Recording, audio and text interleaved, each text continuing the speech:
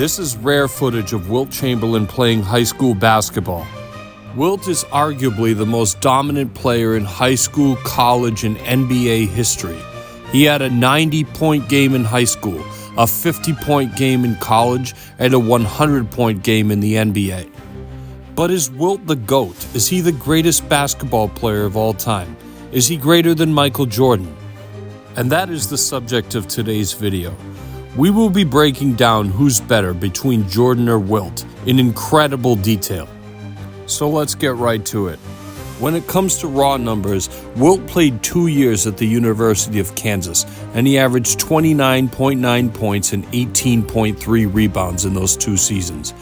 Michael, at North Carolina, averaged 17.7 points a game, 5.3 rebounds, and 2.1 assists, a cute little stat line.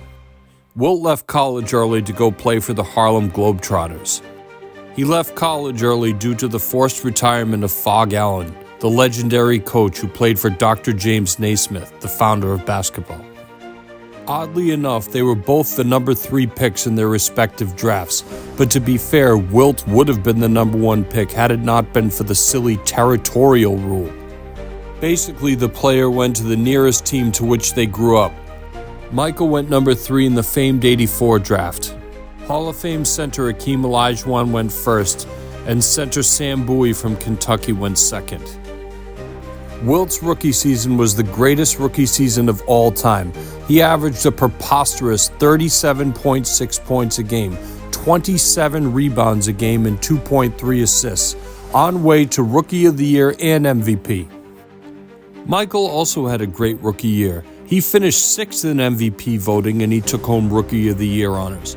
He averaged 28 points, 6 rebounds, and 5 assists a game. Not too shabby. Michael would win 5 MVPs. Wilt would win 4. But this is really a wash for me because both of them should have won more. When Wilt was playing, the players voted for the MVP. When Michael was playing, agenda-driven writers were voting for MVP. Wilt should have at least 3 more MVPs, and Michael should have at least 2 more. Karl Malone's 96-97 season and Charles Barkley's 92-93 season, those should have been Michael's MVPs.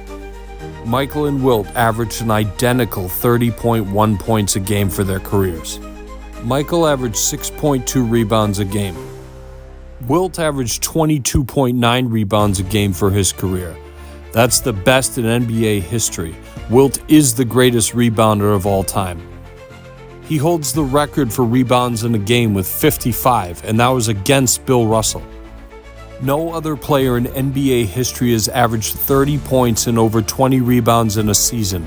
Wilt averaged that for his career.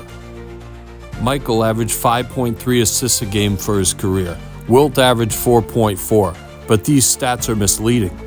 In his early years, Wilt really had no help, and the Celtics were at the height of their powers, so he had no choice but to try to score at will. He had nobody to pass to. But during the stretch when he won 3 MVPs in a row with the Sixers, he played some of the best basketball we've ever seen, and he was one of the greatest passing bigs of all time at this point. Michael averaged 2.3 steals a game and is one of the greatest on-ball defenders in NBA history. We have no idea what Wilt averaged for steals. Michael was a really good shot blocking guard. Even though he averaged 0.8 blocks a game for his career, he had some really good years where he finished in the top 15 in the league in blocked shots. Some years he was the only guard to be in the top 20 or 30. Wilt is probably the greatest shot blocker of all time. The stat only became official the year after Wilt retired. But for 2 years before he retired, they kept his stats as a sample size to see what it would be like. The league tracked 112 games, and Wilt averaged 8.8 blocks a game. What could he have averaged in his prime? This was old Wilt. They say, on the low end, he probably averaged about 12 blocks a game in his prime. We're talking about a 7'1" unicorn, where his highest weight was 325 pounds, and he had a well above 40-inch vertical leap. Wilt and Michael's vertical leaps were actually very similar, but Wilt was 7 or 8 inches taller. Both were incredibly durable players. Michael didn't like to miss games, and neither did Wilt. Wilt may be the most durable player of all time. He averaged for his career as a 7'1", 300-pound center, 45.8 minutes a game. For his career, the greatest mark in NBA history. In his final 3 years, an aging Wilt played in all 82 games in each season and averaged over 42 minutes a game in all 3 years. And I wanted to get to this point right away. Michael has 6 titles, Wilt has 2, and I think it comes down to competition. As I've said, in the first several years of his career, Wilt had no help, and the Celtics were completely stacked. Especially early in Wilt's career, the Celtics were at the height of their powers. Just in the 1961-62 season, the year that Wilt averaged 50 and 25 rebounds a game, the Celtics had 8 Hall of Famers of the 12 players on their roster. Even one of their bench players, Gene Guerrilla, only played 4 seasons in the NBA and had 4 NBA titles. Outside of Bill Russell, Sam Jones was the best player on the team and the best offensive player by far. Wilt had to go up against Satch Sanders and Bob Cousy and Casey Jones and Tommy Heinsohn. Hall of Famers like Frank Ramsey and all-time great John Hondo Havlicek. The Celtics were a stacked, well-oiled machine, and it wasn't Wilt's fault. I'm a Celtics fan, so it's hard for me to say this, but it's true. If Wilt played on those Celtics teams with all of those great players, wouldn't he have just as many rings? Wilt and Bob Pettit are the only stars that have knocked Bill Russell out of the playoffs. This is ridiculous, as he won 11 titles in his 13 seasons in the league. Wilt always played well against Bill Russell. Like I said, he had his greatest rebounding game ever and the greatest in NBA history with 55 against Bill Russell. At the time, Russell may have been the most respected player in the entire league. How about Michael's competition? Well, his competition when he entered the league was insane. Magic's Lakers, Larry's Celtics, Isaiah's Pistons. Michael was swept in 2 playoff series versus Larry Bird and the Celtics. He even faced the '86 Celtics, one of the greatest teams of all time, and against them he had 63 points in a playoff game. In that series, he averaged 49 points a game in a losing effort. He did, however, get back at the bad boy Pistons. They won 2 titles in the late 80s, and they were a thorn in Jordan's side. They instituted the Jordan rules, which meant they were going to just play really physical with him and hack him at every turn. Rick Mahorn, Bill Laimbeer, and Dennis Rodman were some of the most hated players in the league. They also had one of the league's best backcourts with Isaiah Thomas and Joe Dumars. No matter how rough or how tough they were with him, how many times they knocked him down, Michael never quit. They couldn't break Michael, and he was a straight dog, one of the most resilient players in NBA history. His fierce mentality may only be understood if you were there and you saw it in context, and you realize what a straight dog he was, and why he's 10 times better than LeBron James. What did their best years look like? Wilt's best seasons, I would say, were 65 to 68, where he won 3 straight MVPs. He was even able to take down Bill Russell and the mighty Celtics and take home his first title. In 65-66, he averaged 32 points, 24 rebounds, and 5 assists. In 66-67, he averaged 24, 24, and 7.8 assists. In 67-68, he averaged 24, 23, and 8.6. That was the year he led the league in total assists. Michael's 3 best seasons may very well be his last 3 seasons. In 96 through 98, Jordan was clearly the best player in the league. But other than those 3 years, 86-87, he averaged 37 points a game, 5.3 rebounds, and 4.6 assists to go along with 2.9 steals and 1.5 blocks.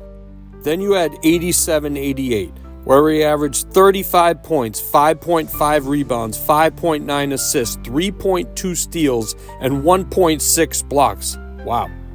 And if I had to pick one out of his final 3 seasons with the Bulls, it would be 96, the 72-win team, the MVP season. Tale of the tape, who's better? What have I seen? I watch hours and hours of footage of all sports all day long. This is what I do. And after all this and all the studying of Wilt's career I've done and all the content I've done on him, I've come to a lot of conclusions. He's underrated. But let's get to Jordan first. And I'll say this. Jordan has always been my favorite player. He's always been my GOAT. I've watched him my whole life. He's one of the most competitive men that pro sports has ever seen. He reaches the status of global icon, and he has one of the most popular brands in the world. And I've watched the tape, and I encourage you to just watch the tape. The endless clips of what he's doing and how he's doing it. And in no way, shape, or form, in any way possible, is LeBron James better than him. It's just not true. Michael is also one of the most inspirational players of all time. As kids, when we would watch him play, all of a sudden we felt as though we could do anything. A man with immense confidence and a tremendous work ethic, maybe the greatest work ethic in NBA history. Michael once said in an interview that he doesn't consider himself the GOAT because he didn't get to play against Jerry West and Wilt Chamberlain. He makes things look easy that are extremely difficult. So does Jordan, but not on the same level that Wilt did. Now, when it comes to Wilt, he's the greatest unicorn the game has ever seen. Not only does he have elite size at 7'1" and over 300, he was one of the fastest men in the world. He was one of the best leapers in the world. He was one of the strongest men in the world. There have been clips throughout this video where Wilt is dunking on Nate Thurmond, Willis Reed, Bill Russell, and he catches Kareem several times. He even dunks on Artis Gilmore. They played each other in the NBA-ABA All-Star game. Wilt wasn't even really trying, and he gave it to Gilmore, who was 7'2" and 250 pounds. These are not just dunks. We're talking about drop steps. Drop steps where he jumps off 2 feet and effortlessly dunks on 7-foot, 250-pound men. Do you think it's easy to two-hand dunk on Bill Russell, 6'9", and the number 2 high jumper in the world when he entered the NBA? And let's do this, the modern game. What would Giannis do against him? He's 2 inches taller than Giannis. He's 60 pounds heavier than Giannis. He's more athletic than Giannis. Wilt is one of the great volleyball players of all time. Wilt was also a world-class track and field athlete at the University of Kansas. How about Embiid? They're roughly the same size. Embiid is a little bit lighter. But who's a better athlete? It's just science. It's Wilt. Who's more durable? Wilt's the most durable player of all time. Who jumps higher? Who runs faster? Wilt. Wouldn't he be the best matchup for Jokic of anyone? The best shot blocker and the best rebounder of all time with his length? If Wemby stays healthy, he could be one of the best players of all time. But Wemby wouldn't be nearly strong enough to stop Wilt Chamberlain. Do you think Rudy Gobert is better than what you've been watching? If you compare him to Shaq, he's more athletic, he's more versatile, he's better on defense, and he's a better rebounder. And for some reason, when a 60-year-old Wilt stood next to a 23-year-old Shaq, Wilt just appears to be a bigger human being than him. It can't be explained. It's because Wilt is 300 pounds of muscle, and he was for basically his whole life. Oh, and by the way, if all you think he does is dunk, he actually scored 60% of his points on these fadeaways that you're currently watching. I could have went on for hours, but I'm just going to break it down. Wilt is the GOAT. I've changed my mind. I've changed my GOAT to Wilt Chamberlain.